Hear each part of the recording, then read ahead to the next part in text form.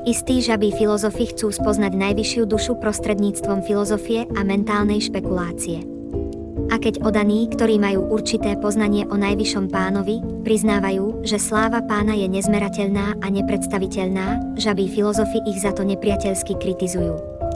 Títo filozofi, rovnako ako ona žaba v studni, ktorá sa snažila odhadnúť rozmer Tichého oceánu, sa radšej namáhajú neplodnou mentálnou špekuláciou, než aby prijali pokyny oddaných, ako je pôvodný básnik Brahma.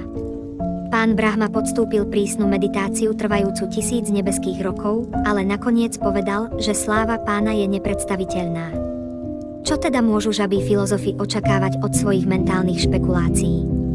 V Brahma Samhite je povedané, že mentálny špekulant môže lietať po nebi svojich špekulácií rýchlosťou mysle alebo vetra tisíce miliónov rokov a napriek tomu pre neho bude sláva pána nepochopiteľná.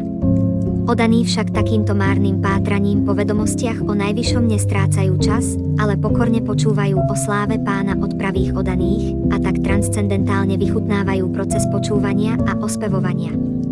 Pán tieto činnosti svojich oddaných, čiže Mahátmov, schvaľuje a hovorí: Čistí oddaní pána sa uchyľujú k Paráprakriti, jeho vnútornej energii, zvanej Lakšmi Dévi, Sita Dévi, Šrímati Radharáni alebo Šrímati Rukmini Dévi, a tak sa z nich stávajú skutoční Mahátmovia. Mahátmovia nevyhľadávajú mentálne špekulácie, ale oddane pánovi slúžia bez najmenšieho zakolísania.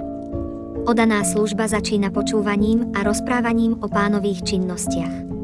Táto transcendentálna metóda, ktorú Mahátmovia používajú, im dáva o pánovi dostatočné poznanie, pretože ak môže byť pán do nejakej miery poznaný, potom jedine prostredníctvom oddanej služby, žiadnym iným spôsobom. Človek môže špekulovať a strácať drahocenný čas svojho ľudského života, ale to nikomu nepomôže priblížiť sa k pánovi. Mahátmovia však nemajú záujem spoznať pána pomocou mentálnych špekulácií, pretože blažene počúvajú rozprávanie o jeho slávnych činnostiach v jeho transcendentálnych vzťahoch s oddanými alebo s démonmi.